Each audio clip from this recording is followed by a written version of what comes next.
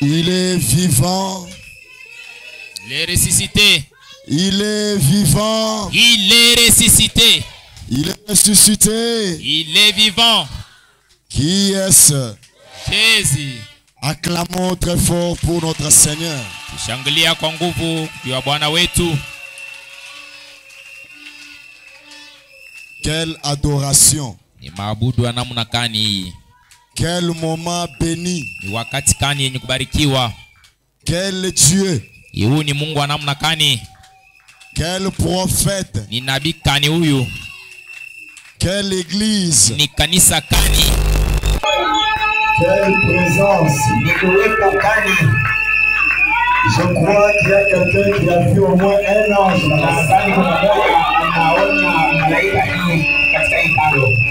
Si quelqu'un d'autre n'a pas vu, il a au moins senti cet ange.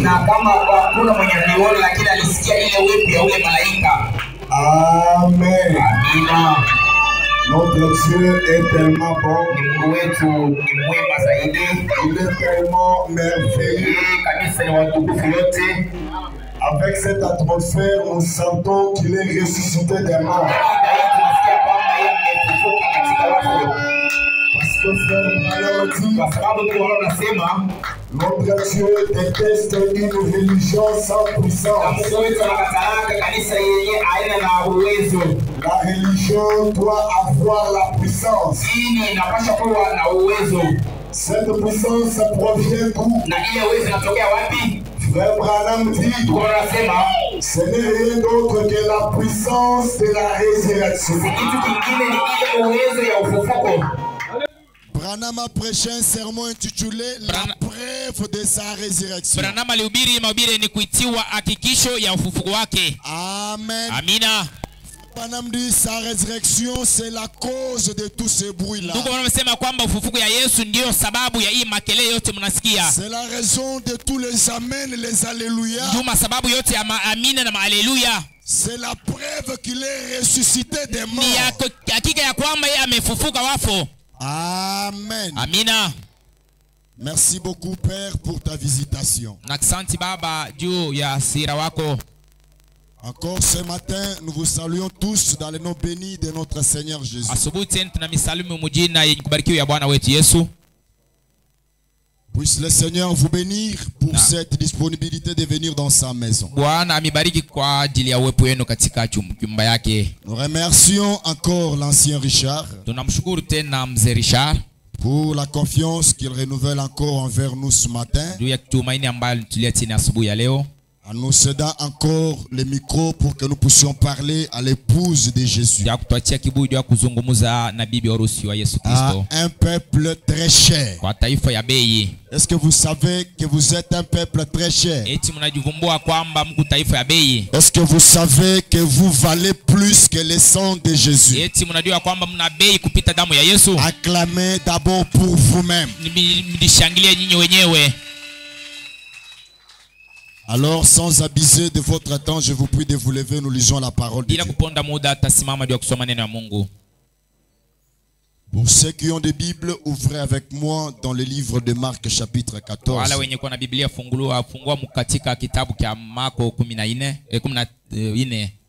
Si on peut m'apporter quand même un petit flacon d'eau chaud qui n'a pas été congelé. Pas les gros là, mais les petits flacons là chauds. Marc 14, nous lisons à partir du verset 55. Nous lisons au nom du Seigneur Jésus-Christ ces écritures saintes.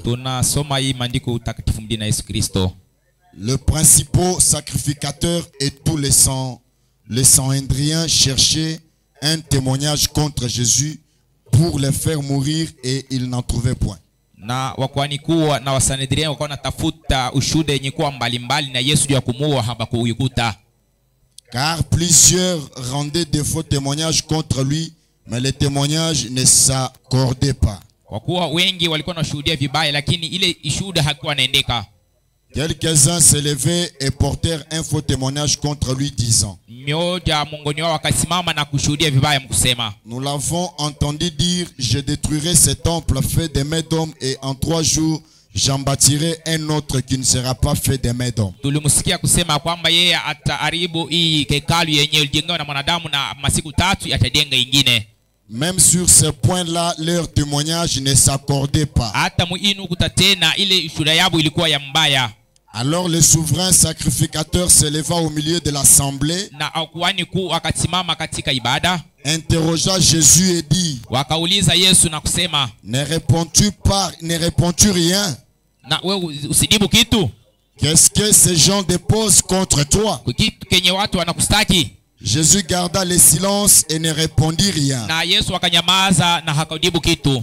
Le souverain sacrificateur l'interrogea de nouveau et lui dit, Na mkuhani kuu akamuuliza tena na akasema, es-tu le Christ, le fils du Dieu béni? wewe ni Kristo na mwana wa Mungu mwenye kubarikiwa? Jésus répondit, Yesu akajibu, je le suis. mimi niko.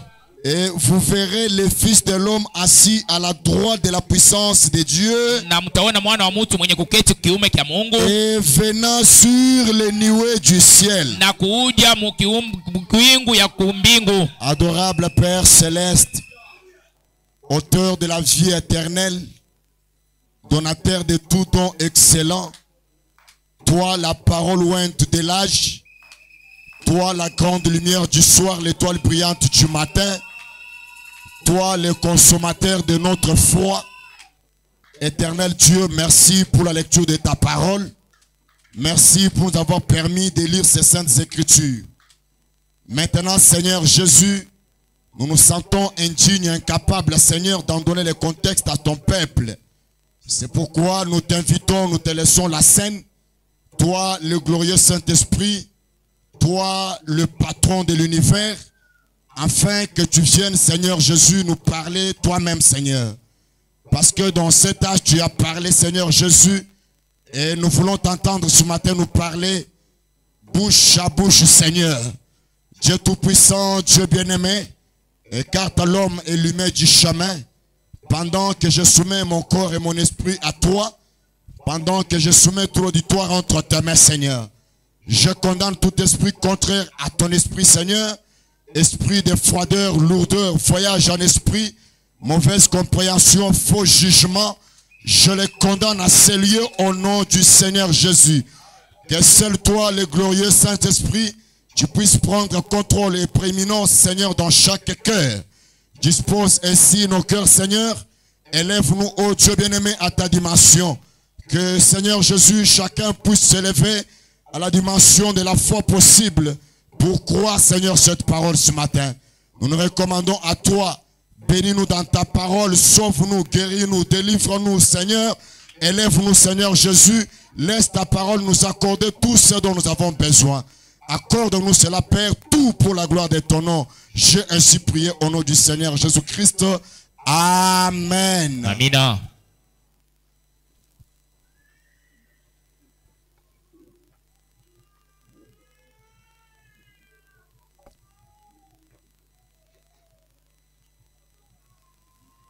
Encore une fois, que le Seigneur vous bénisse. Mara tena Mungu awabariki asubuhi.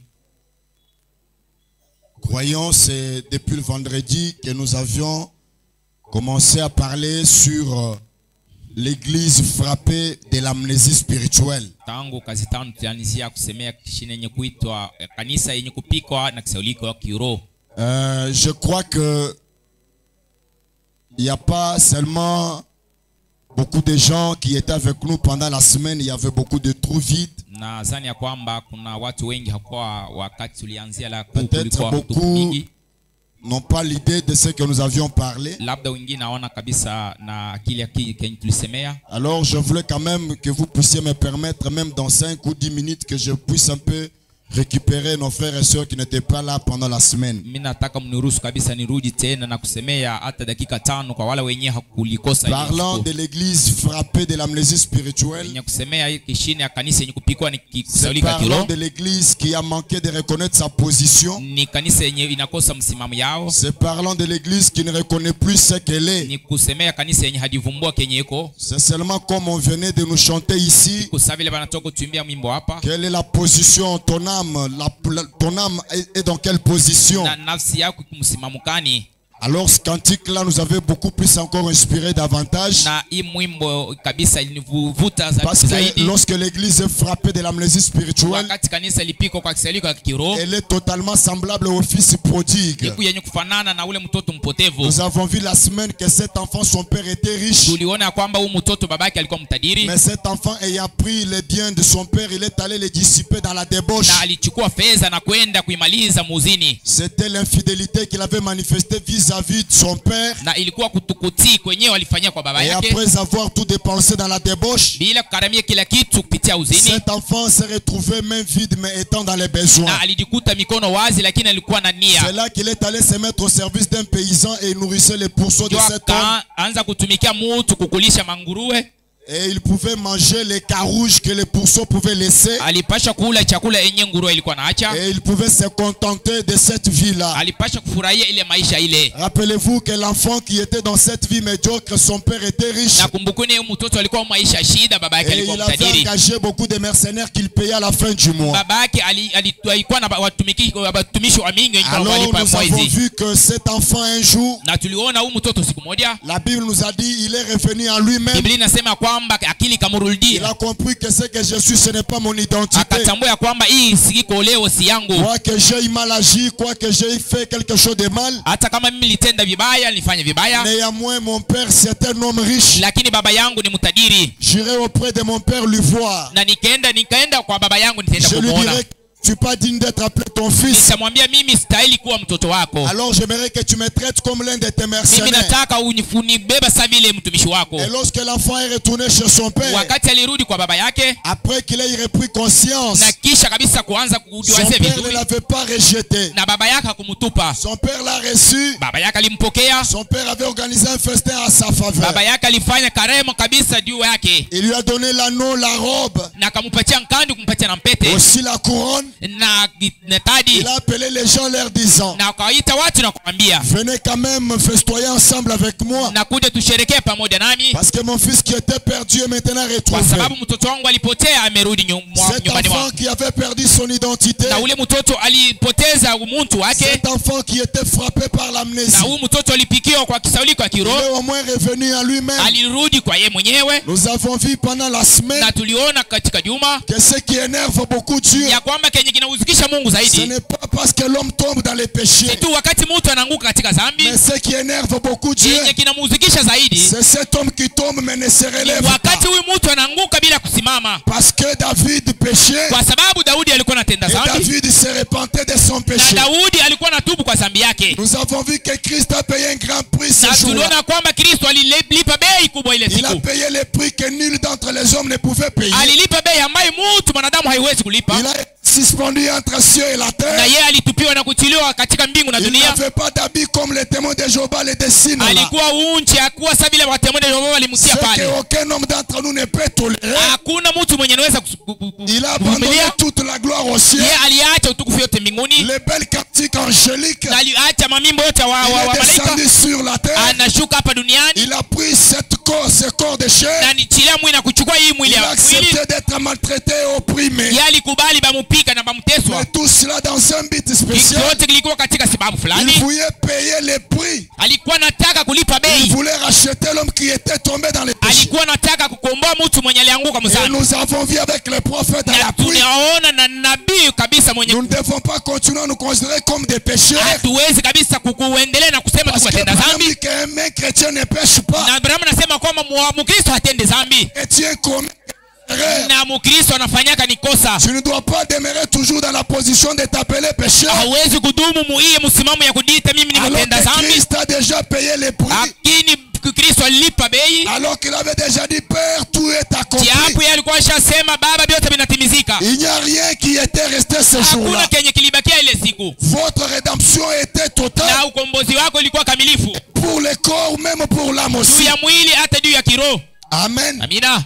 Oui, mes frères et sœurs. Ndiyo wandugu na wadada. Nous avons vu que quand l'homme est saisi par l'amnésie, Tuliona kwamba kama mtu alipikiwa na il sauliko, ne connaît plus son identité. hawezi kujitambua. Cet homme s'oublie totalement. Huyu mtu anajisahau kabisa kwa yote. Il ne reconnaît même plus encore sa valeur. Yeye hajitambua hata bei yake. Alors la parole nous appelle à reconnaître notre valeur. Neno inatuita juu ya kutambua bei yetu. Connaître ce que nous sommes devant Dieu. Na kujua kenye tuko mbele ya Mungu. Nous voyons au jardin d'Éden. Na tuliangalia mbuseni ya Edeni. Adam qui tombe dans les péchés. Adamu anaanguka katika dhambi. Le grand Dieu du ciel. Na Mungu kubwa wa mbingu. Qui avait dit que je peux susciter de ces pierres le fils Abraham. Mwenye alikuwa anasema naweza kulaumusha kuima hao watoto wa Abrahamu. Haleluya. Nous voyons ce grand Dieu qui n'a pas suscité notre Adam. Tunaona huyu Mungu kubwa mwe ule hakuamsha Adamu mwingine. Mais nous le voyons à la recherche de cet Adam qui était tombé. Na tunamuona mkutafutisha ule Adamu mwenye alianguka. Cela montrait la valeur qu'avait cet Adam devant cet homme. Ile inamaanisha kabisa ile bei yenyewe Adamu alikuwa na mbele ya Mungu. Il ne pouvait pas susciter un autre Adam. Yeye hangeamsha Adamu mwingine. Mais il recherchait celui qui était tombé. Alikuwa anatafuta ule mwenye alianguka. Lui garantissant qu'il allait lui racheter. Kumhakikisha kwamba nitakomboa. Amen. Amina. Lorsque tu reconnais ta valeur. Eti wewe unakutambua lorsque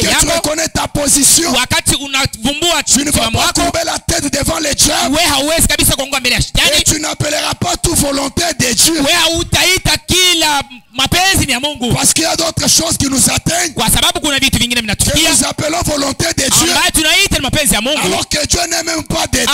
Mungu hana hata mule ndani. C'est nous-mêmes qui appelons cela volonté de Dieu. Ni sisi yenye na kupanga ni mpango ya Mungu. Au peuple de Dieu. Taifa ya Mungu. Le prophète nous a appelés. Na Mungu anatuita à prendre conscience. Na kuchukua kabisa ile msimamo. De ce que nous sommes. Ya kwenye tu kuvumbua kenye tuko. Que nous sommes les enfants de Kujua kwamba sisi ni watoto wa Mungu. Faire comme cet esclave. Na kufanya sawa vile ule mtumwa ule. Quoi qu'il était esclave. Hata kama alikuwa mtumwa. Mais comme son père était chef d'une tribu. Sawa vile baba yake alikuwa ni mfalme. Peut-être la tribu de Balamba. Labda alikuwa ile kizazi ya Balamba. Peut-être la tribu de Baluba. Alikuwa mkabila ya Baluba. Mais comme il était esclave quelque part. Sawa vile alikuwa mtumwa fasi fulani. Il avait un mentor élevé. Na alikuwa kabisa mwenye kusimama na kufua yote yule. Il ne se considérait pas comme esclave. Yeye hakuwa anajitambua sawa vile alikuwa ni mtumwa. À tel point que même celui qui voulait l'acheter.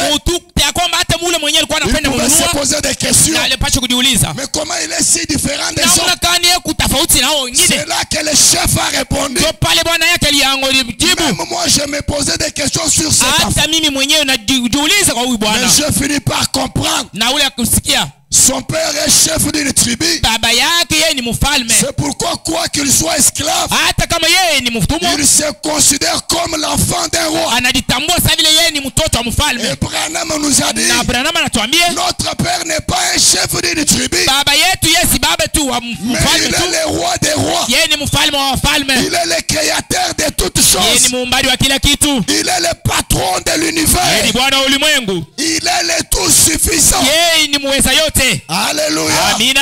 Oui mes frères et sœurs.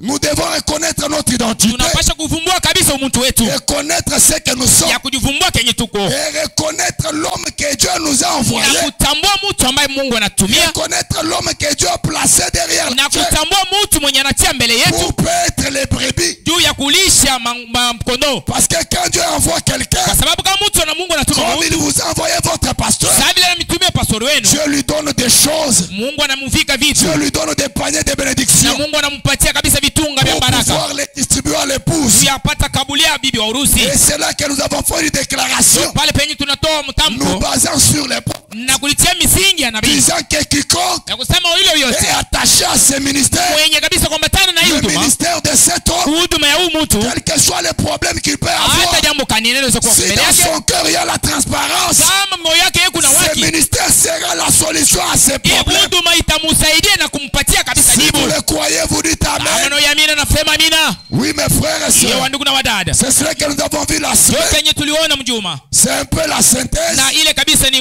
mais il y avait aussi d'autres choses. Na kulikuwa vitu vingine. Qu'on ne saura pas toujours dire. Haiwezi kabisa kuisema. Amen. Amina. C'était juste pour rattraper ce qui n'était pas. Na ilikuwa si kabisa kupata kuelewesha wale wenyewe walikosa. Je crois que vous êtes rattrapés. Nadhani kabisa mnaelewa vizuri. Que le Seigneur soit loué. Mungu atifiwe. Par une synthèse de 5 minutes. Na kufanya kabisa kurudia kwa vile vitu tulisema.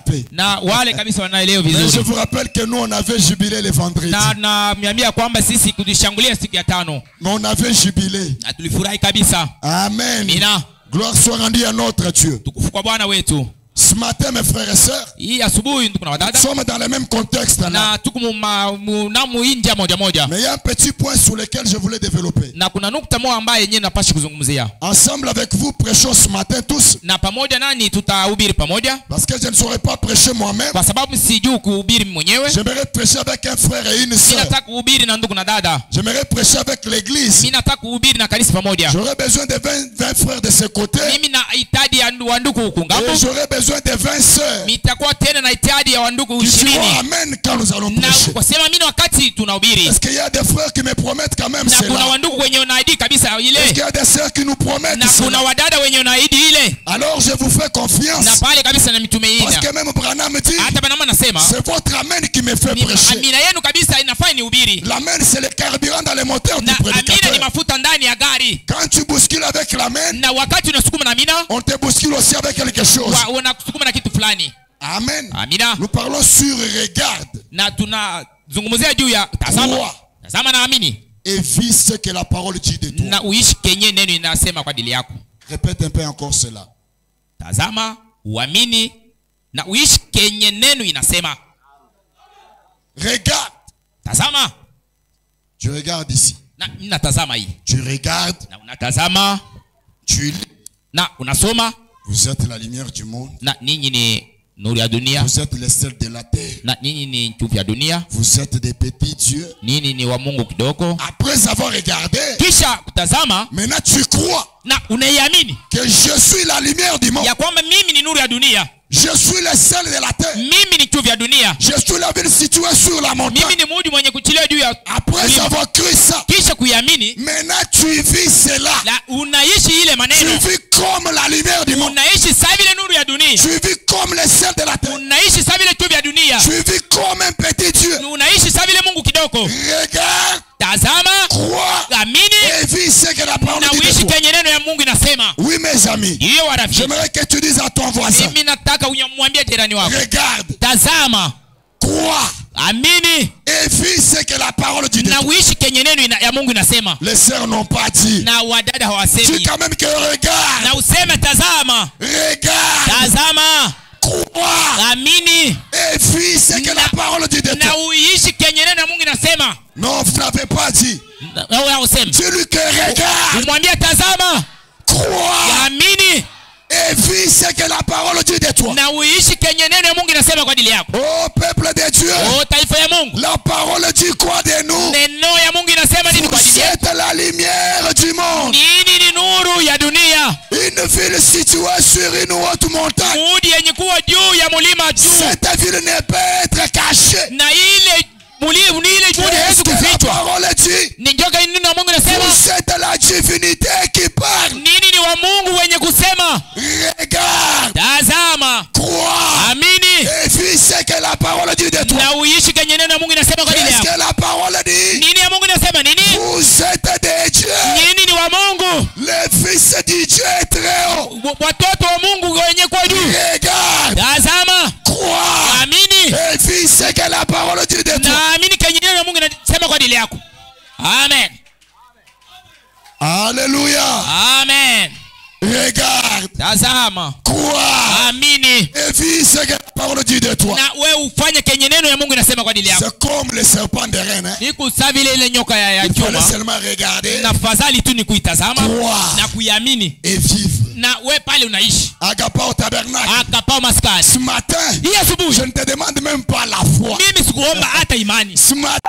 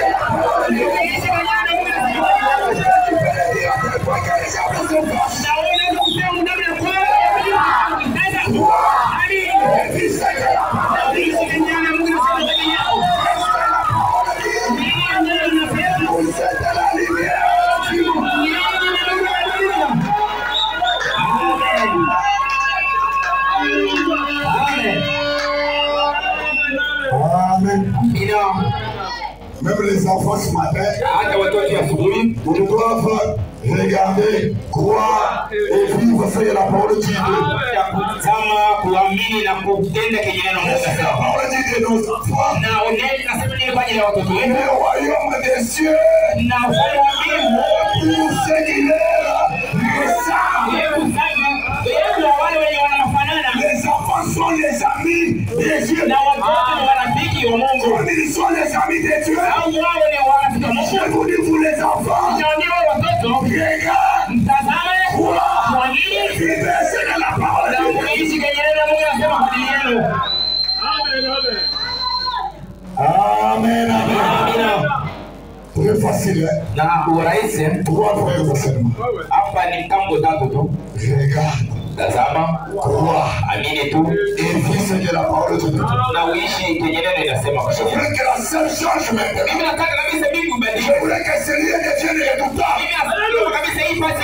Oui, c'est toi qui peux faire que ce lien de Dieu ne redoute pas. Si tu avais la froideur, si tu avais la lourdeur, que cela te quitte maintenant au nom du Seigneur. Alléluia. Si on avait lié ta langue quelque part, que tu ne dises pas Amen, je te lis ta langue au nom du Seigneur. Et tu es avec moi. Regarde, crois, et puis c'est que la parole de Dieu.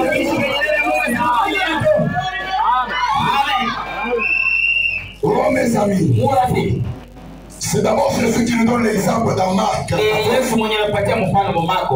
C'est bien lui qui commence par nous donner l'exemple. Il n'avait jamais nié ce qu'il était. On lui a posé la question. Écoutez, Jésus garda le silence et répondit rien. Le souverain sacrificateur l'interrogea de nouveau et lui dit, es-tu le Christ, le Fils de Dieu béni? Le Christ, c'est-à-dire le roi, n'est-ce pas? Il n'a pas demandé, es-tu le Christ? Non, es-tu le Christ?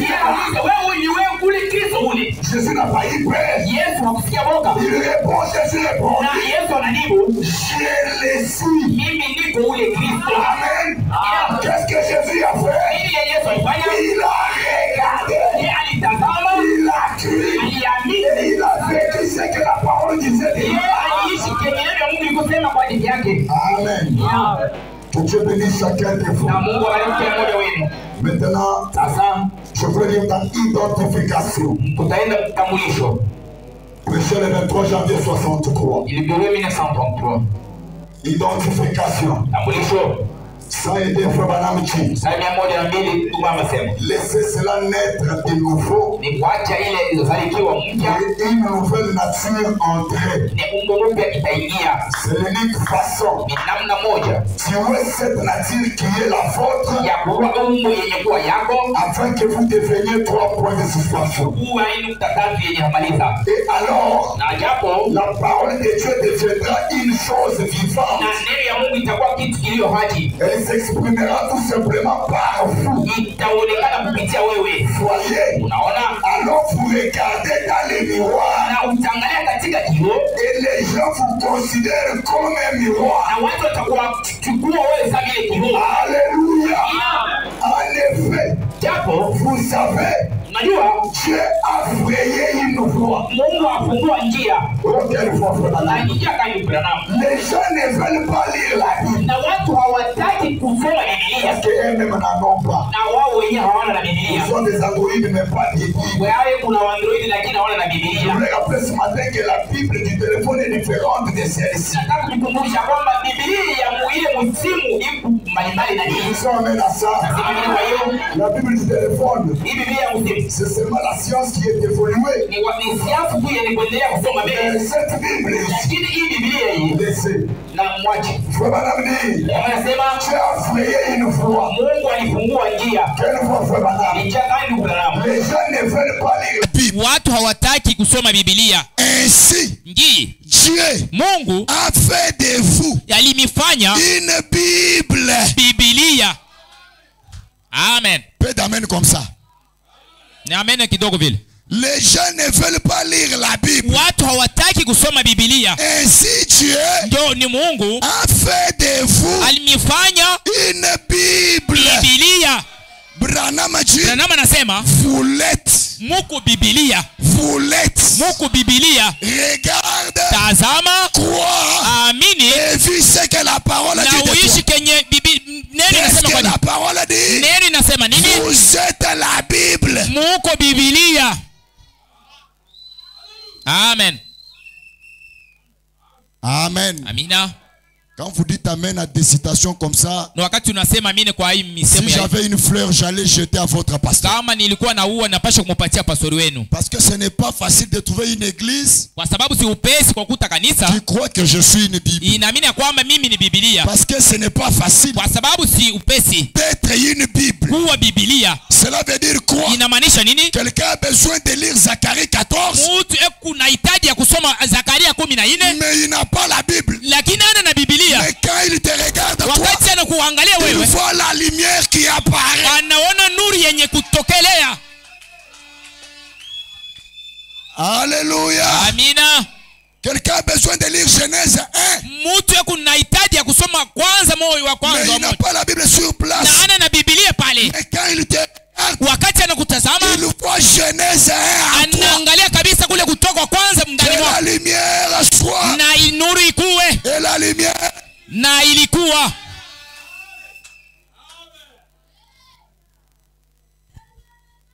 Que Dieu vous bénisse. Mungu awabariki. Les gens ne veulent pas lire la Bible. Watu hawataki kusoma Biblia. Ainsi Dieu Na Mungu a fait de vous une Bible. alimifanya mkuu wa Biblia. Alléluia. Amina. Ça me fait du bien. Inanifanya vizuri Quand zaidi. il a fait de moi une Kwa Bible. sababu alinifanya kuwa Biblia. Mais attention, Lakini angalisho. quand Dieu t'a fait une Bible, Wakati Mungu anafanya kuwa Biblia, soit cette Bible ukua hii Biblia ne soit pas quelque chose qui ressemble à la Bible. na usikuwa kitu kenye kinafanana na Biblia. Soit cette Bible, Ukua hii Biblia kweli cette kweli. Bible que nous connaissons tous. Hii Biblia ambayo tunajua yetu zote. Amen. Amina. Oui, mes amis. Ndio rafiki. Branham dit vous l'êtes. Branham anasema kwamba nyiko Biblia. Il dit ce que vous faites, Wanasema kenye unafanya. les gens vous regardent. Watu wanakutazama. Parce que vous êtes une Bible. Kwa sababu wewe ni Biblia. Parce que vous êtes la lumière du monde. Huku nuru ya dunia. Parce que vous êtes une ville située sur la Wewe ni montagne. mudi mwenye kutilia juu ya mlima. Vous savez, si je suis sur la montagne, Unajua kama niko juu ya mlima, quelqu'un qui est sur la montagne mtu mwenye kuwa juu ya mlima n'a pas besoin de se tenir debout. ana na hitaji ya kusimama tu. Pourquoi? Juu ya nini? Tu peux tomber. Na unaweza kuanguka. Quelqu'un qui est sur la montagne, Mtu mwenye kuwa juu ya mlima il doit se mettre anapasha kuketi chini. pour avoir de l'équilibre.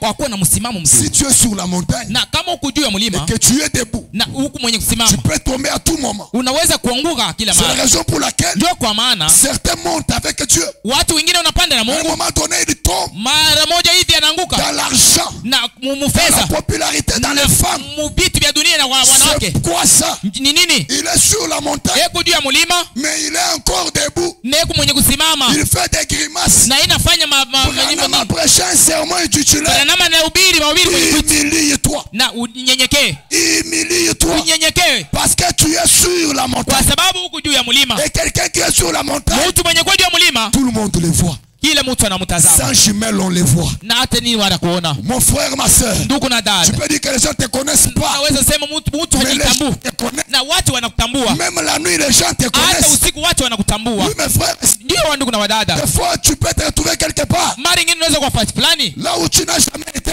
pale penye hauyakuwa. La nuit même, Usiku ule une maman te saluait. nasikia mambo yanakusalimu. Bonsoir, révérend. Na amjambo mheshimiwa.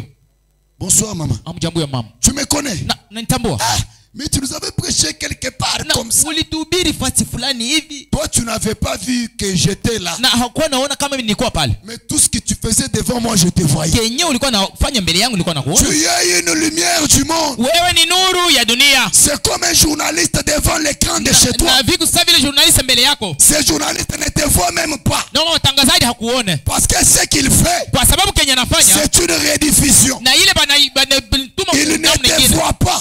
Mais hakukuona. toi, tu as tous les détails sur lui. Lakini wewe kabisa unamtazama na Dieu kumuona. a fait de toi une Bible. Mungu anakufanya kwa Biblia. Laisse le monde qui est affamé Acha dunia yenye kuwa na njaa. lire cette Bible. Isoma karitasi ya hii Biblia. Laisse le monde qui est affamé Na hii wa dunia wenye kuwa na njaa. voir Christ au travers de ta vie. Angalia, tazama Kristo maishani mwako. Alléluia. Amen.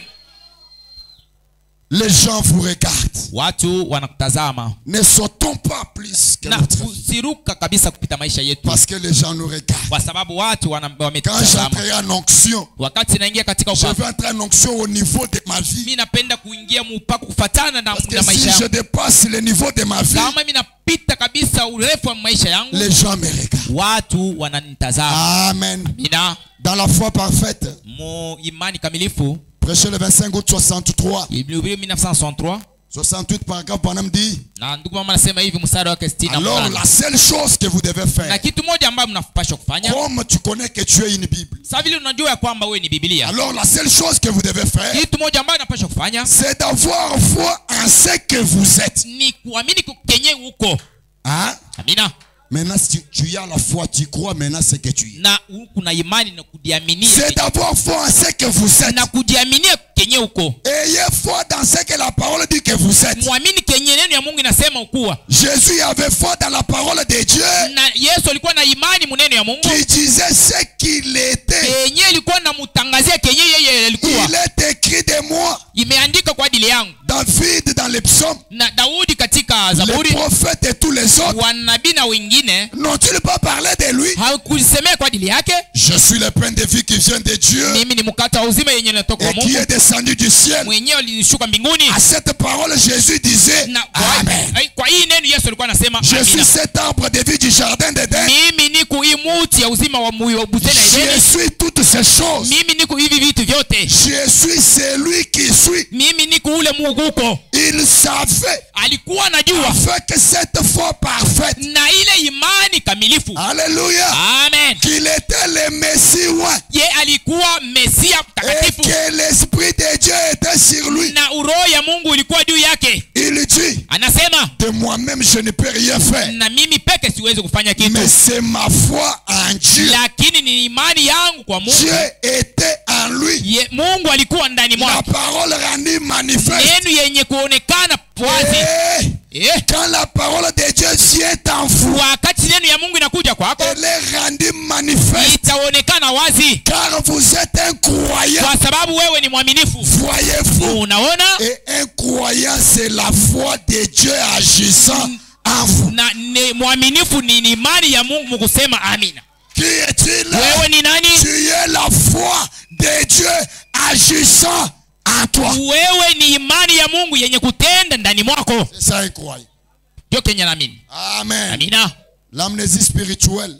Salut Kakiro. 11 avril 64. 1964. 54 Feu Banam dit. Na mstari 54 ndugu Branham anasema. Que Dieu vous bénisse. Mungu awabariki. Qu'arriverait-il si vous ne saviez pas quel est votre nom? Nini unaweza kufikia wakati haujutambua jina yako? Dépose-toi la Bible cette question. Anakuuliza wewe Biblia hii swali. Qu'arriverait-il si vous ne saviez pas quel était votre nom? Nini itakufikia kama wewe hautambui jina yako? Vous venez d'une bonne famille. Na unatokea mjamaa vizuri. Et j'espère que c'est le cas. Mimi nadhani ni vile vile. Si vous venez d'une bonne famille, kama unatokea mjamaa mzuri, ne regardez pas cette famille de la terre, cela n'est pas votre na famille. usiangalie hii jamaa ya dunia, lakini hii ni si jamaa yako. Votre famille c'est la famille céleste. Jamaa yako ni jamaa mbingu. Est-ce que vous le croyez? Eti mniamini? La famille de H.A.M. ni jamaa ya H.A.M. La famille sans malédiction. Ni jamaa yenye bila la famille qui n'a pas de maladie. Na jamaa yenye hiyo la famille qui n'a pas de trahison. Yenye haina kabisa. Cette famille bénie. Hii jamaa yenye kubarikiwa. Vous faites partie de cette famille là.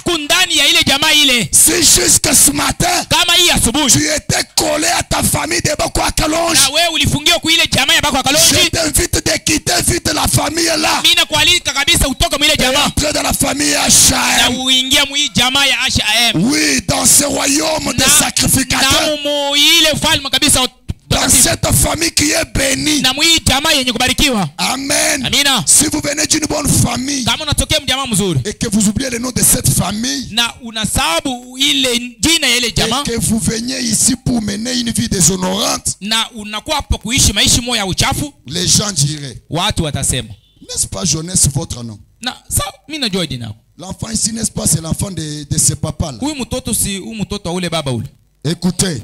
ou quelque chose de ce genre. na kitu kadhalika. Et quand les gens disent ça, Wakati watu wanasema vile, toi tu dis eh bien, na wewe unasema vizuri, je ne sais pas qui j'ai. mimi sijui kama ni, Tu ne connais même pas qui tu es. na haujui kama ujitambue kama wewe. Voyez-vous très bien. Munaona vizuri, Voyez-vous. munaona. Branham dit c'est une chose horrible. Na Branham anasema ni kitu kubwa, Il dit c'est horrible de se trouver dans une telle condition ni horrible. kitu kibaya kabisa kwa kujikuta mwile hali De ne pas connaître de quelle famille vous faites bila partie. kujua mjamaa kani yenyewe unatokea. Branham dit eh bien, Ndugu Branham anasema vizuri, c'est là que l'église en est arrivée. ndio pale penye kanisa inafikia. L'église est arrivée où? Na kanisa inafika À ne wapi? pas connaître de quelle famille elle est. Kutokujua kama anatokea mjamaa gani. L'église a perdu l'identité. Na kanisa inapoteza umutu. L'église ne connaît plus ce qu'elle est. Na kanisa haitambui kama ni nani. Amen. Amina. Eh bien, c'est là que l'église en est arrivée. Ndio pale penye kanisa inafikia. Elle est censée représenter Jésus-Christ. Yeye anapaswa kuonesha Yesu Kristo. Tu es censé représenter Wewe Jésus. unapaswa kuonesha Yesu Je suis Kristo. censé représenter Ninapaswa Jésus. kuonesha Yesu Kristo. Quand les gens cherchent Jésus, Wakati watu wanatafuta ils le Yesu, trouvent en toi. wanamtafuta na Ils kumkuta le ndani. trouvent chez moi. Namkuta kwangu, Ils le trouvent dans votre part. namkuta kwa pastori wenu. Amen. Amina. Frère Branham dit, Ndio wanasema, mais elle a oublié cela. lakini kanisa inasabu ile. L'église a oublié cela. Kanisa inasabu hii Qu'est-ce qui a maneno. fait que l'église puisse Nini oublier? yenye inafanya kanisa isabu? Frère Branham dit, Ndugu wanasema, parce qu'on lui a injecté des credos kwa sababu walimfundisha mafundisho ya et wanadamu des dénominations. na madhehebu, Ils ont accepté cela wanakubali ile mahubiri plutôt que la parole. kuliko neno ya Mungu. Amen. Les credos, Na mafundisho ya wanadamu les dénominations. na madhehebu C'est ce que l'église a reçu au lieu de croire la parole. ndio kenye kanisa inapokea kuliko kuamini neno ya Mungu. Non, moi je crois que. Mimi naamini ya kwamba, Non, moi je crois comme ça. hapana, mimi naamini hivi. On n'a pas refusé que l'église ne doit pas avoir la doctrine. Hatukatali kama kanisa kuwa na mahubiri ya msimamo. On a dit qu'une véritable église devrait avoir une doctrine. Ndugu wanasema kwamba kanisa ya kweli inapaswa kuwa na mahubiri ya msingi Une parole qu'elle doit défendre. na neno ambayo yenyewe anapaswa kabisa Une kugombania certaine position. na msimamo mmoja fulani. Un pasteur qui dit que moi j'ai la doctrine de Frère Na Branham, pastori mwenye anasema mimi niko na mahubiri ya c'est ndugu un Branham, pasteur suspect. na ule kabisa aonekane vizuri. Amen. Amina. Parce que quand Branham a prêché, Kwa sababu ndugu Branham wakati alihubiri, Branham a quand même éclairé les choses. na Branham alikuwa anatia vitu wazi, Et chacun doit quand même na kila mtu anapaswa kuwa cramponner sa foi dans une certaine doctrine. na kuchukua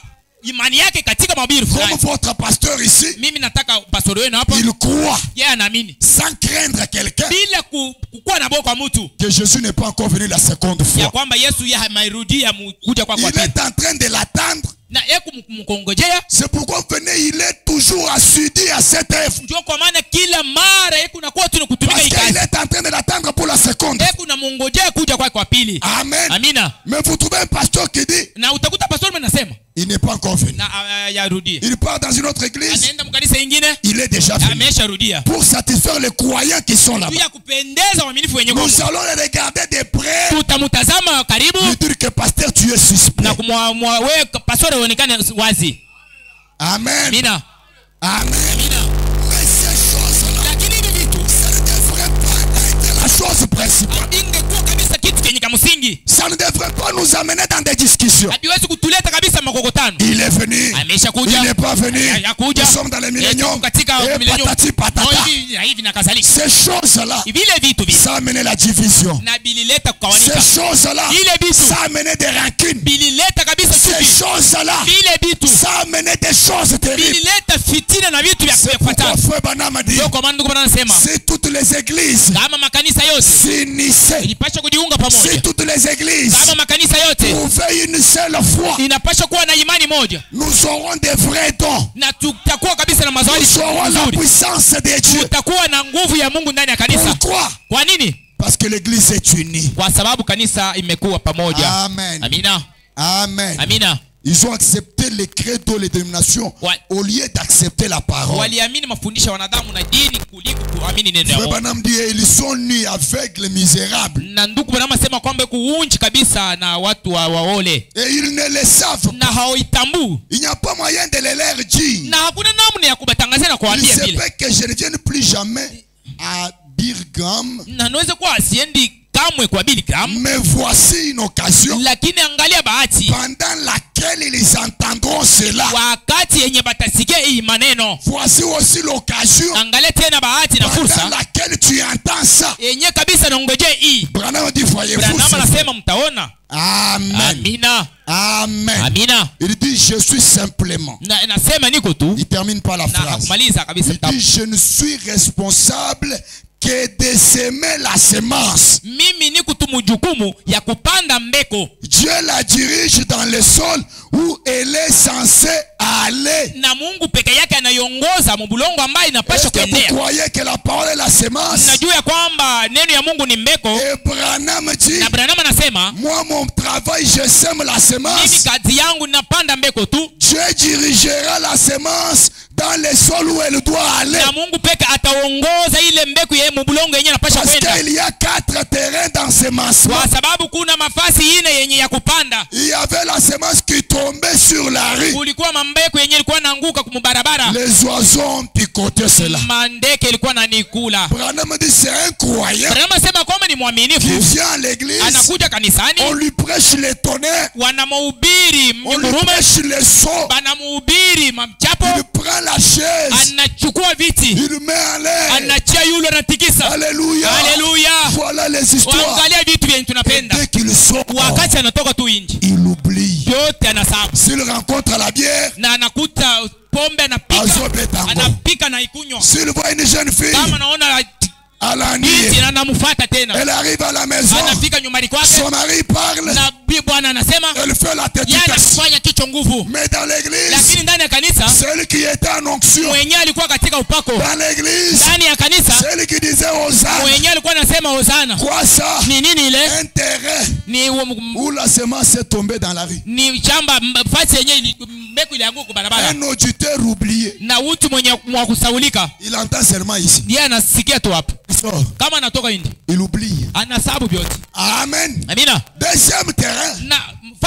La Bible dit, c'est dans la Bible. On prend la semence, on jette la semence, elle tombe dans des pieds. Cette semence essaye quand même de s'élever. Mais comme il n'y a pas une bonne terre, la semence sèche, elle est coupée. Amen. C'est un croyant. Il vient à l'église. On prêche la parole. Il croit. Alléluia. Dieu est merveilleux. Alléluia. Mon pasteur a Dieu. Mais quand une petite épreuve le frappe, il quitte le message. Le message est faux. Les histoires là, c'est du mensonge. Une mauvaise terre. Hein? Lui ne supporte pas une petite épreuve. Un petit rien. Pasteur. Là, il faut que je rentre même chez les protestants. Tu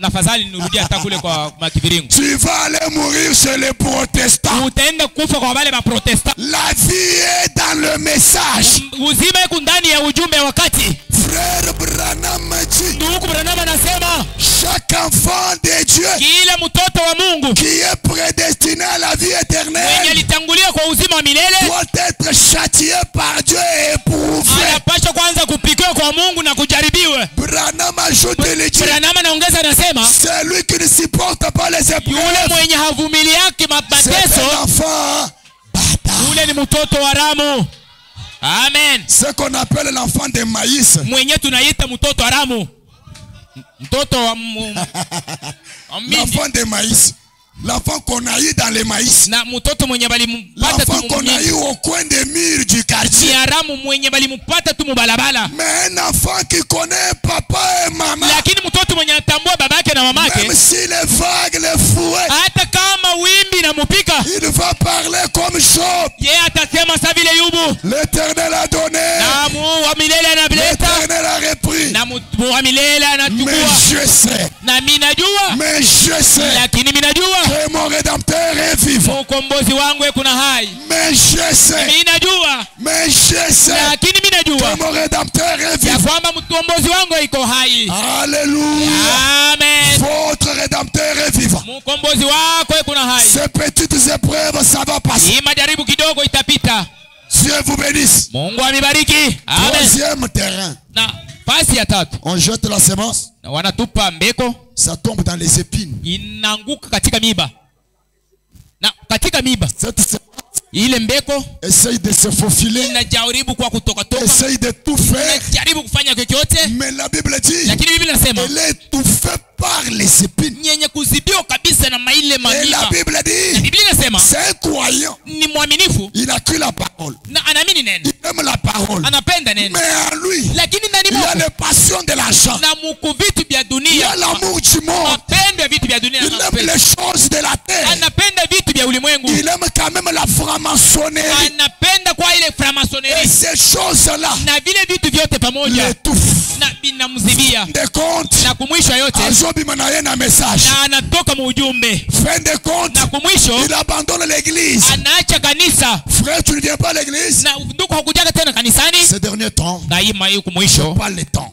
sina na muda, Étouffé mwenye kuzibiwa par les passions, kupitia mapendo ya vitu vya l'amour de dunia, l'argent, mapendo ya fedha, l'amour du monde. mapendo ya vitu vya dunia. Branham a dit, Branham anasema celui qui aime le monde atakayependa et les dunia choses du na monde, vitu vya dunia, l'amour du Père mapendo ya n'est Baba pas en lui. haiko ndani mwake. La Bible dit, Biblia inasema or Dieu est amour. lakini Mungu yeye ni mapendo, Et si l'amour n'est pas en toi, na kama mapendo haiko ndani Dieu mwako, n'est pas en Mungu toi. ana ndani mwako. Qui est Dieu? Na Mungu ni nani? Dieu est amour. Mungu ni mapendo. Amen. Le quatrième terrain, Na fasi ya ine, la Bible dit c'est la terre fertile. Biblia inasema kwamba ni bulongo wa mboleo. Quand on jette un grain de maïs, Wakati unatupa tumbeko ya mindi ça germe, na itatipuka le maïs, mindi, le maïs, mahindi, le maïs, mindi, beaucoup de maïs, mindi mengi les hectares et hectares. na mahektari. Voilà, c'est Tazama, un croyant ni mwaminifu qui est venu à la parole, mwenye kuja kuneno, qui a dit, ni mwenye aliapa même si ça ne marche pas, hata kama même si on se moque de moi, hata kama wananicheka, même si on me critique, hata kama mais wananiteteza, pour le message, juu ya hii ujumbe nakotika, sitarudi nyuma na kuiacha, nakotika, sitaja kamwe. Amen.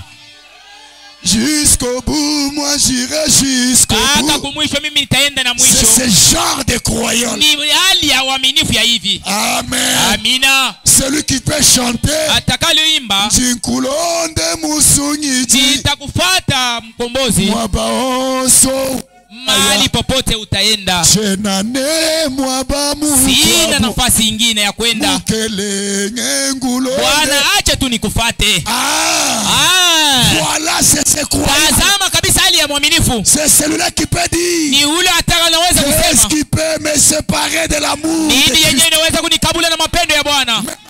Pantalon, je pars à l'église. Hata kama na pantalo moja mimi nitaenda Même mkanisa. avec une robe, je pars à Hata l'église. na kanju moja mimi nitaenda. Peuple de Dieu, Taifa ya Mungu, quand jusqu'à là, kama hapa mpaka hapa, venir à l'église pour toi dépend des habits. kuja kukanisa inahusu mavazi yenyewe Oza kunayo. musika. Huku mbali na Mungu. Hein? J'ai pas d'habits. Sina Je ne parle pas aujourd'hui. Sina vazi leo. Oza, Huko mbali.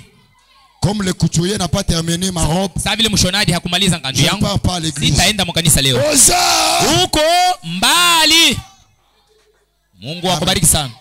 mon frère, Ndugu, quand il te met pression, wakati anakukaza sana, si tu ne me payes pas la jupe là, kama ukinyuzia je ile ne jipe, pars pas à l'église. sitaenda mkanisa. Regarde là dans les yeux. Umwangalie mu macho. Tu l'as que chérie, Umwambie je sheria, t'aime beaucoup. mimi nakupenda Mais sana, oza, lakini huko mbali.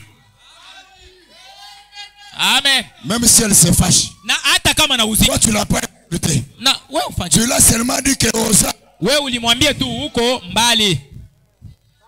Frère, même s'il faut nettoyer la chemise samedi la nuit, Ama kama inapenda wewe le matin sécher ça avec les fers. na asubuhi unaikoma Pour Christ, juu ya Kristo, fais-le. Tu uifanye ne tu. resteras pas seulement celui-là. Hautabakia ule tu. Le Dieu d'Abraham, Lakini Mungu wa Abrahamu, il vêtit les fleurs yeye kuna vika maua, et il te donnera des habits. atakupatia mavazi. Que Dieu vous bénisse. Mwa Mungu awabariki. Et ce matin, Na hii asubuhi je crois que vous êtes à la bonne terre. mimi naamini ya kwamba nini ni bulongo mgamboleo. Parce que Branham Branham dit, Kwa sababu Branham anasema mon travail, kazi yangu c'est de semer la semence. ni ya kupanda mbeko. Et Dieu la dirigera dans les sols où elle est censée Na Mungu aller. peke yake ataongoza mlongo ambaye Parmi les 4 terrains, toi tu es où? na muhifadhi ine ya kupanda we Toi tu es où parmi les 4 we terrains? kungambukani muhifadhi ine ya kupanda La semence qui tombe en route, mbeko yenye kuanguka la semence qui tombe dans les pierres, mbeko yenye kuanguka pa ils mawe ne sont pas là.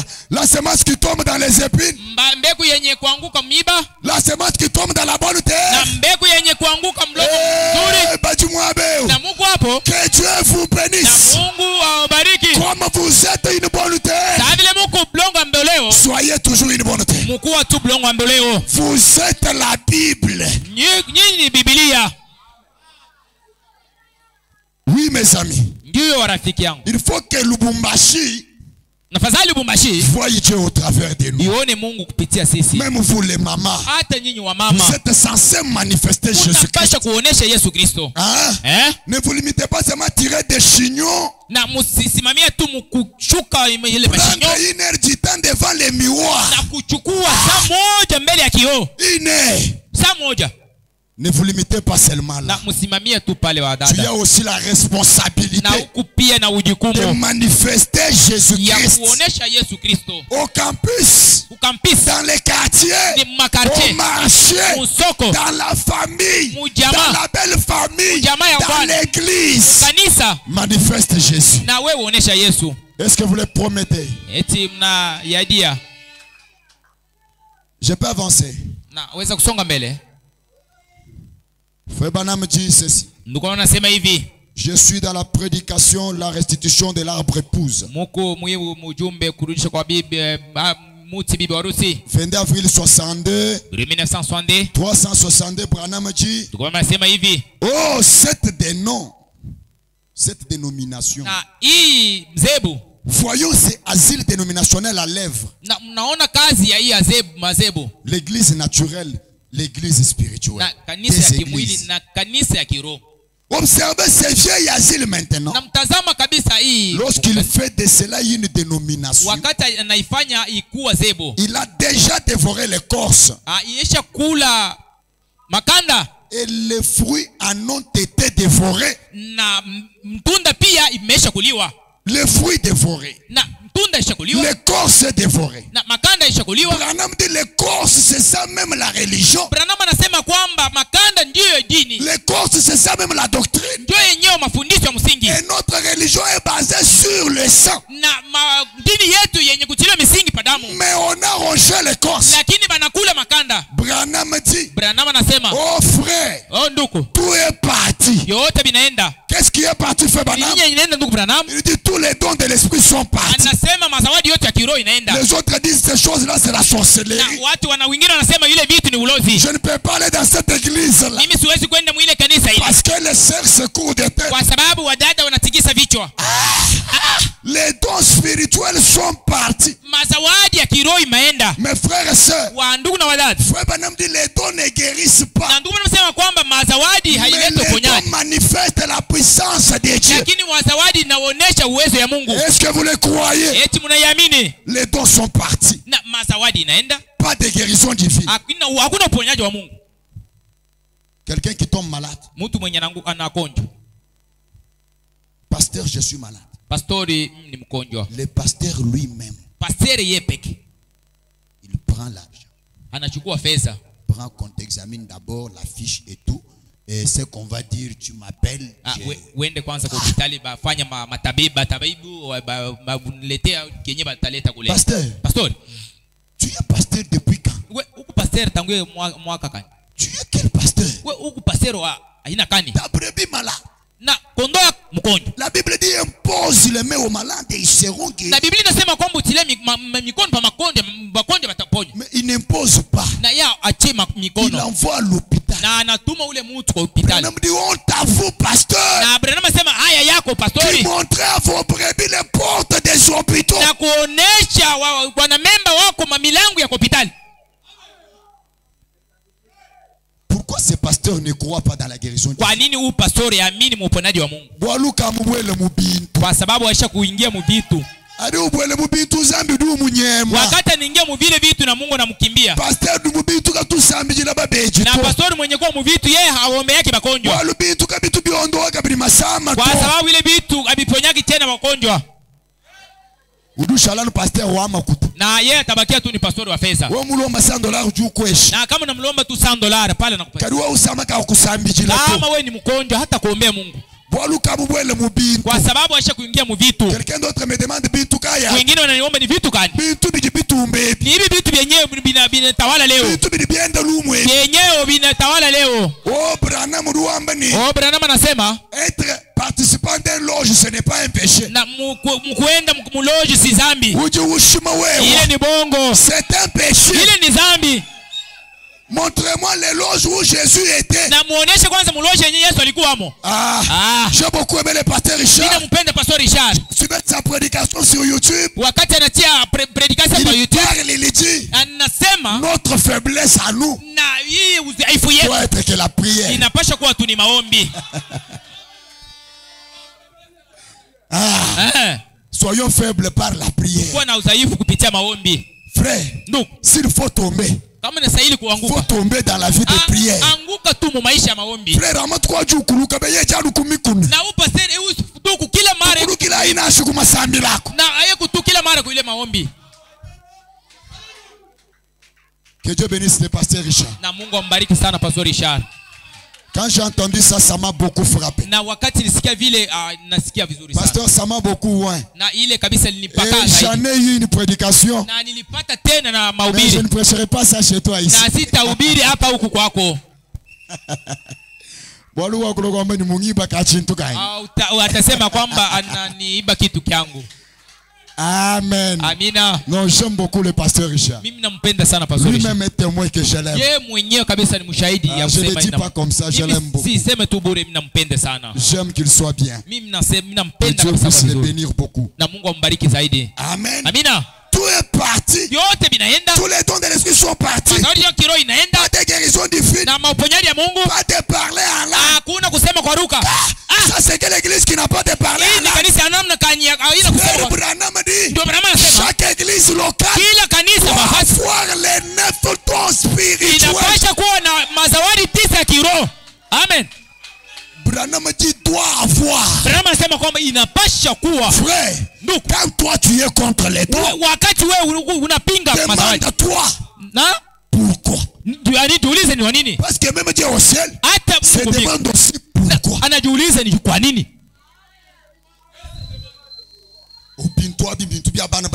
Ile mambo ya mazawadi ya watoto. Si Mungu chinyi. Na bitu bya chinyi.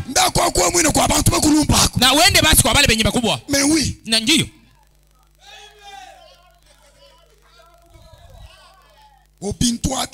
Ile maneno ile maneno. Nous aimons la parole. Sisi tunapenda. Les dons c'est une partie de la parole. Na mazawadi ni sehemu ya neno.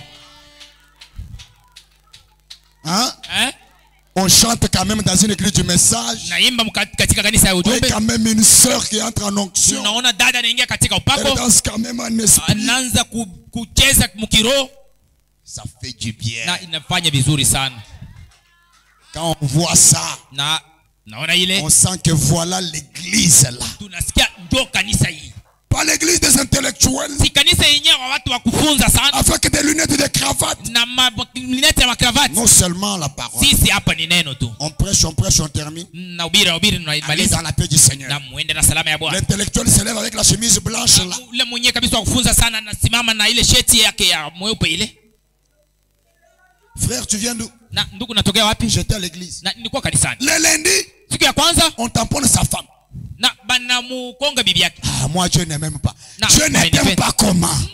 Si tu étais là où il y avait les dons, kama ulikuwa pale penye kwa mazawadi, oh je sens qu'il est là. Nami nasikia kwako. Il allait descendre. Alipaswa kushuka. C'est moi l'Éternel. Ni mimi wa milele. Toi mon fils. Wewe mtoto wangu. Je vois. Mimi naona. Je contemple. Na mimi naangalia. L'accident devant ta femme. Mushiba mbele ya bibi yako. Que mon serviteur na mtumishi wangu pose la main sur ta femme na mutile mikono et enlève cet accident. na atosha ile ajali.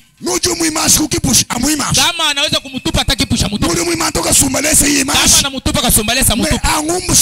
Lakini atosha hii ajali. Voilà le Dieu que nous aimons. Tazama Mungu ambaye tunapenda. Et ce Dieu là, na ule Mungu il est ici ce matin. Hapa hii asubuhi. Amen. Il est ici. Nasi pamoja. Nous nous croyons les dons. Sisi tunaamini zawadi. Les dons doivent opérer en ordre. Na zawadi inapaswa c'est ce que Branham dit. Utaratibu ndio kenye Branham anasema. Pas comme je prêche là. Na vile mimi nahubiri hapa. Une vase qui parle. Na vase anaanza kusema. Daniel lekra moto hicho janja kumbali. Acha kwanza makele Daniel, saa yangu inene. Njintuluka mwabe. Nitashuka tu hapo. Nyani mwabudu sera. Nitafika pale penye kwa sera. Mwambie ni sera wetu. Dadangu. Funga kwa kinywa yako.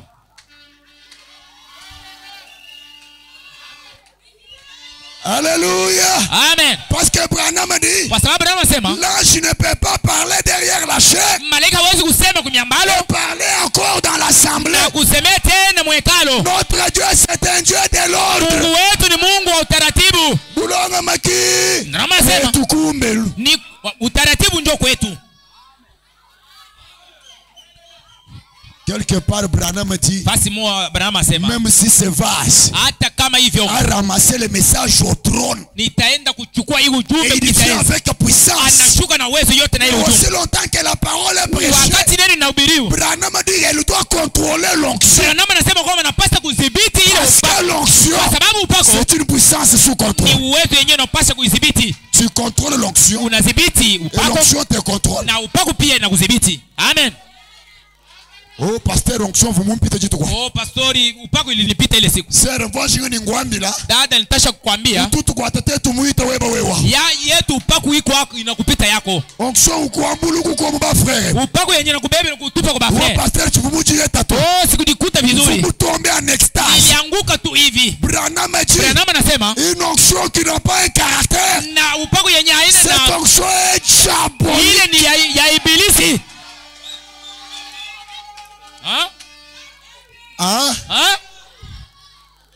Oh, moi j'ai l'onction. Mimi niko na upako. Si j'impose les mains sur quelqu'un, kama mimi natilia tu mtu upako, même s'il avait les biomes, hata kama alikuwa na tombe sur place. Itaanguka pale pale unaiona. Oui, c'est vrai. Ndio ni kweli. Mais quel est ta vie? Na maisha yako ni maisha gani? Ni miracle mewenda bundumba. Na miujiza mnaiona sisi. Ile upako ni ya shetani. Hatutakubali. Nous nous croyons dans l'onction qui était en Jésus. Tunaamini mwile upako ilikuwa ndani ya Yesu. Jésus avait la grande onction. Na Yesu alikuwa na upako kubwa. Mais un jour, lakini siku moja, il a regardé les pharisiens. Aliangalia wafarisayo. Alisema, qui d'entre vous peut doiter les péchés dans ma vie? Nani miongoni mwenu naweza kunishonda dhambi? Non seulement il avait l'onction, lakini alikuwa tu na upako. Il avait aussi la sainteté. Alikuwa tena na utakatifu. L'onction plus la sainteté. Na upako na kuchanga na utakatifu inatoa Mungu. Amen. Amen. Amina. Oh mes amis. Oh warafiki. Pas de guérison divine. Na si uponyaji wa kimungu. Pas de parler en langue. Si kusema kwa lugha. Si avec quelqu'un na ni mtu en qui Dieu a placé quelque chose. Ule mwenye Mungu anatia kitu fulani. Parfois cela n'était pas manifeste. Mara nyingine ile akionekana wazi. Ce matin Dieu va ouvrir ça. Asubuhi Mungu ataifungua. Si tu n'as jamais prophétisé, kama huyatabiri kama toi il y a ces dons là. Lakini ndani mwako Mungu ile zawadi. Tu vas prophétiser. Asubuhi utatabiri. Amen. Amina. Parce que quand l'onction la descend, ça doit frapper les dons fermés. Inapasha kupika mazuri yenye kufungwa. Na pale inafunguka. Mimi wa milele. Il y a un frère Dieu ngambeleni. Na unduku mwana nyambia. Na nyinyi wenye bile bintu byenu vya madombile. Ya mazawadi. Bile mambo yenu ya mazawadi. Mungu wenu anasemaka tu. Ujano ni wo. Wewe unasema tu. Jimumo mkaji wa miji. Jimumo na accident. Niliona shiba, naona kifo. Katumo nako kuma benesha. Yeye haonaki mabaraka. Je lui ai répondu. Nikamujibu. Quand toi tu es venu sur la terre, Dieu t'a déjà béni dans sa parole. Il t'a déjà parlé dans sa parole. J'ai formé sur vous les projets de paix et non des malheurs. Et quand tu es sur la terre, tu es en route vers cette bénédiction de Dieu là. Dieu ne peut pas commencer tout le temps à te répéter: je vois ta bénédiction. Ta bénédiction. Il doit plutôt te parler des obstacles qu'il voit devant ta bénédiction. Si votre pasteur est au niveau du poste là, il te dit: frère, viens au niveau du poste, je te donne $500. Pendant que tu es en route, pas t'appeler te dire: viens, je te donne $500. Non, non.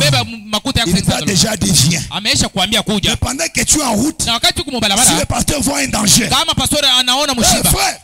ne monte pas sur la moto, parce que je vois un tétampon. Frère, quand tu es arrivé sur le mami, descends par là, parce que le véhicule va prendre feu devant là.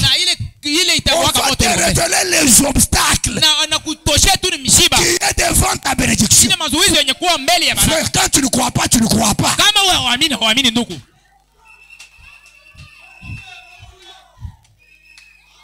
Ton vision n'est pas une confusion. Zamba toi mon vision. Oh, tu as tes messages à toi et tes biches.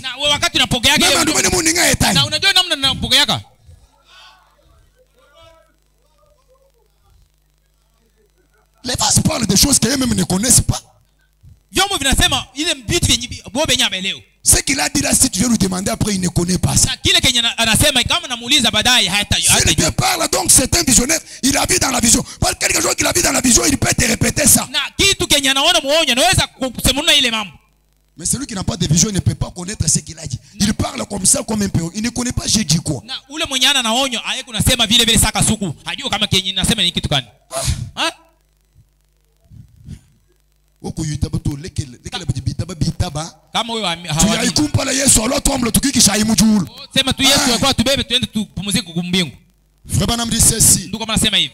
pas de prophétie.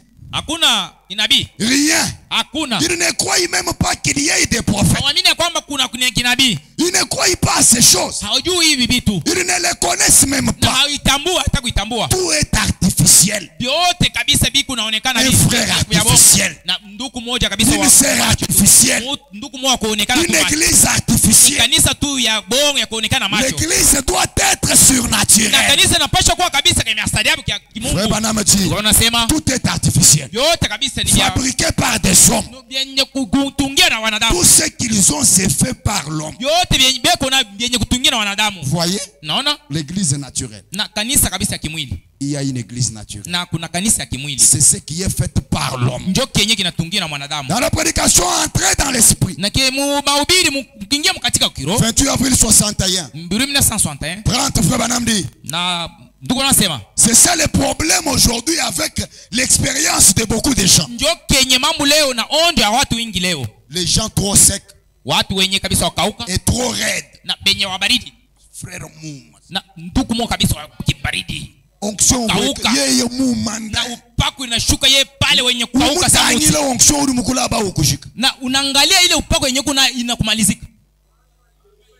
Chipaya. Ni mbao. Ulikonga ni frere, muita ba message hani. Najiuliza, huyu ndugu anakubali ba SMS. Huyu bien anakubali SMS. Ulikonga ni sere, utuita ba yeye chi. Huyu dada anakubali nini? Le prédicateur prêche l'onction est là. Mhubiri na upaki kwa amko. Voyez la sœur qui regarde ses ongles. Unaangalia dada yuko anaangalia mankucha. Chipaya.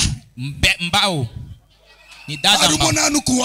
Kama unaona muaminifu. Kayunyunga karibu presence wa Mungu. Siki muwepe Mungu. Chipaya. Ule ni mbao. Mulibamba muswahili mbao. Ule ni mbao. Mbao. Frère mbao. Na ule ni nduku mbao. Sœur mbao. Dada mbao. Frère Branham dit trop sec et trop raide. Na nduku anasema kwa kauka sana. Branham anasema nous avons besoin de quelque chose de tellement flexible. Na tuko na kitu kabisa kateketeke ya kutumikisha. Dites quand même amen. Nous avons besoin de quelque chose de tellement flexible. Tuko na kitu kabisa kenye kateketeke. Frère Branham dit nduku anasema le vent descend. Quand le vent descend, wakati pepo inarudi, il peut les plier. inaweza kuivunja, peut le tournoyer, inaweza kumzungusha. Qu'il soit loué. Asifiwe, haleluya. Amen. Oh, alléluia. Voilà l'adoration. Donc maubudu ile. Pas que qu'il soit loué. Qu'il soit loué. Alléluia. Amen. Amen. Alléluia. Amen. Va chez les catholiques. Nous n'avons pas besoin des acolytes. Va chez les catholiques. Tu seras une meilleure acolyte. Ici, nous n'avons pas besoin des acolytes. Nous n'avons pas besoin de mbao. Ici, nous avons besoin de gens flexibles. Se plier. Qui peuvent être pliés par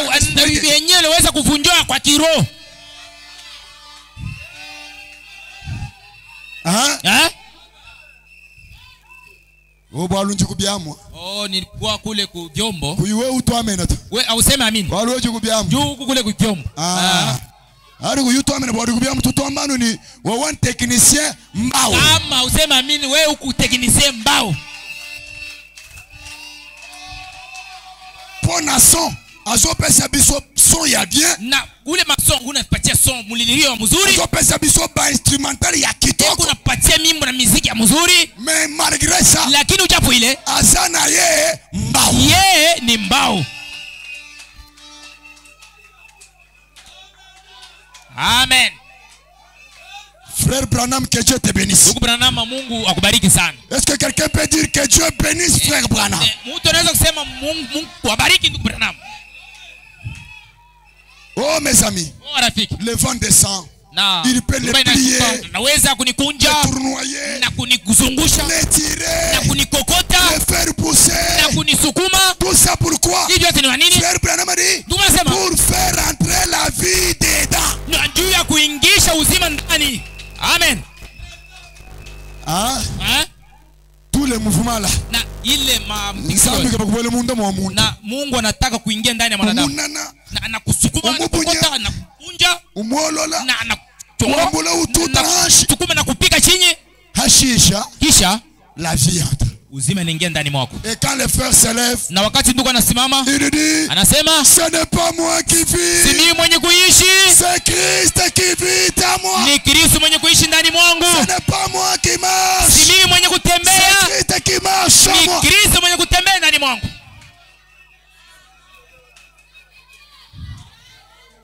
Alléluia. Amina. Frère Branham a dit, kwa nasema, je préférerais ni mimi napenda être un peu vert et flexible au Saint-Esprit, kuwa kwa kabisa mwenye kuwa teketeka na kutumikisha na Roho Mtakatifu, de sorte que je puisse céder à cela, nukuti ya kwamba nipata kumwachia kabisa kibeta, plutôt que de me tenir là, kuliko kusimama pale et produire un bruit lugubre comme un service de funèbre, na kutosha tu makelele ya bure bure saa vile kukilio.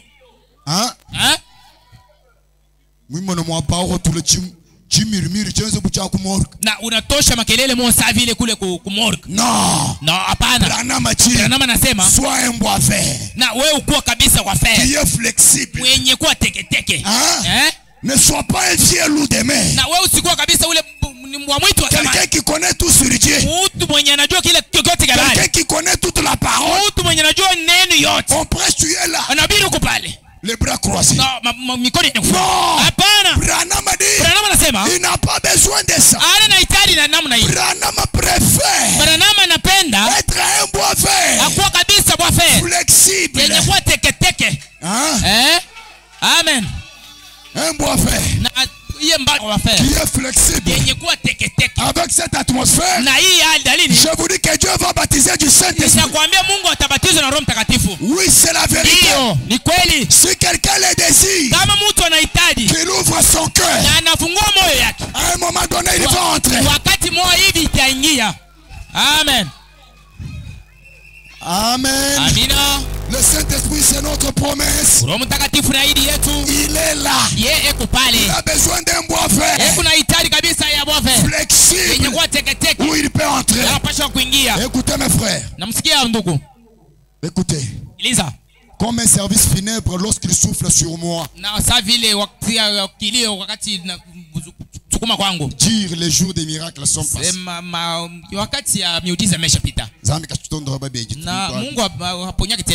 Nous croyons qu'il guérit encore. Nous croyons encore dans la guérison divine. Nous croyons encore dans la guérison miracle. Nous croyons dans toutes ces choses. Oui, mes frères et sœurs.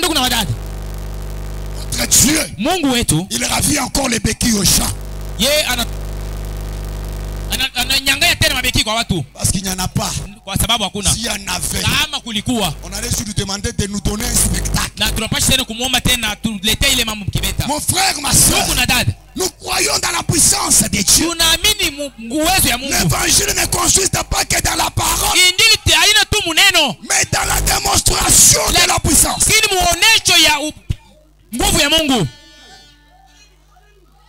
Ce matin, il y a des malades ici. Ça, ce n'est pas un hôpital. Dans l'église du Dieu vivant, il y a la puissance de guérir toute malade. Il n'y a pas de malade ici. Il n'y en a pas. Je dis il n'y en a pas. Si tu avais une maladie, je le bouscule au nom de Jésus. Si tu avais une maladie, un problème, une complication, même dans les hormones féminines, ils ont.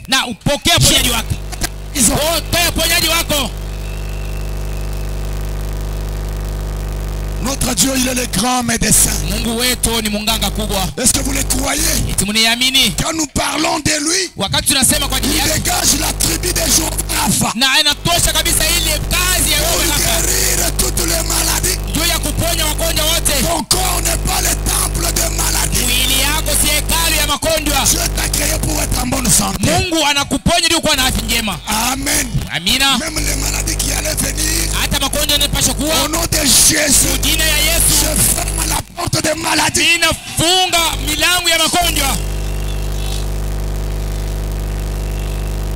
Chers parents, je vous pose un peu une petite question. Les enfants que vous avez, vous les avez eu où? Qui les a donnés?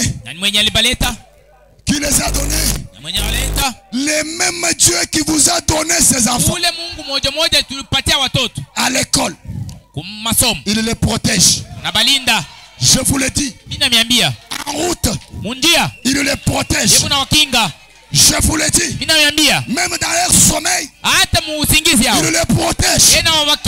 Il y a des enfants ici. On voulait déjà déranger avec la sorcellerie. Ce matin, je prends la bouche de chaque enfant. Je la ferme au nom de Jésus.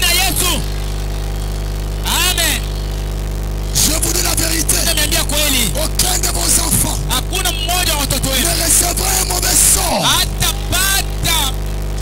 Il tombe à côté.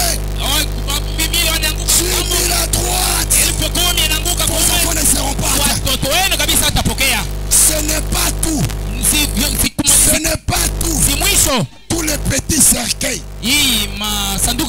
Tous les petits cercueils que je vois dans les maisons de certains. Ce matin, au nom du Seigneur Jésus, allez dehors. Écoutez, au sein de cette église, vous n'allez pas enterrer personne. Amen. Remarquez la porte là. Le cercueil des hommes superposé à cette porte d'entrée. Si nous sommes serviteurs de Dieu, ce cercueil n'entrera pas.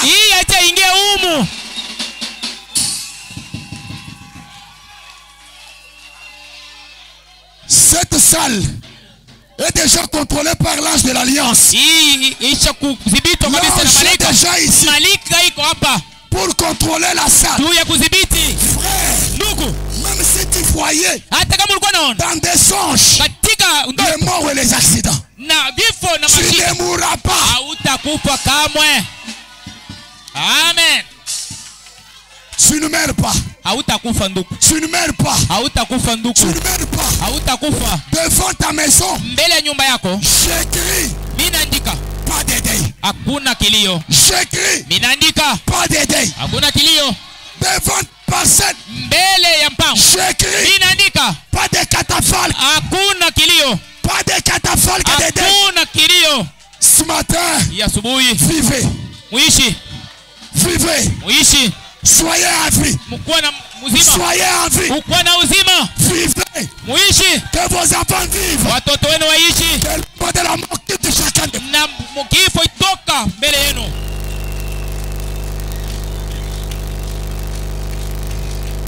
Oui.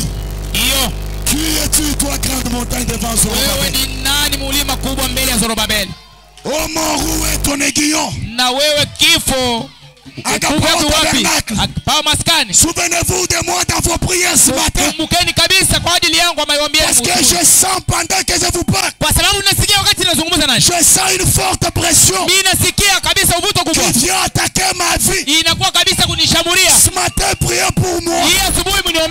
Mais quant à vous, rien ne vous arrivera. Vous êtes protégés. Vous êtes la Bible de Dieu. Alléluia. Amen. Alléluia. Amen. Alléluia. Amen. Alléluia. Amen. Ce matin, pour les plans du diable qui étaient sur vos vies, qui étaient sur vos maisons, qui étaient sur votre avenir, la Bible dit votre avenir est entre les mains de Dieu. Ce matin, il n'y a rien qui vous fera du mal. Même sur votre avenir, recevez l'onction de Dieu. Soyez baptisés du Saint-Esprit. Soyez remplis de Dieu. Que le Seigneur vous bénisse.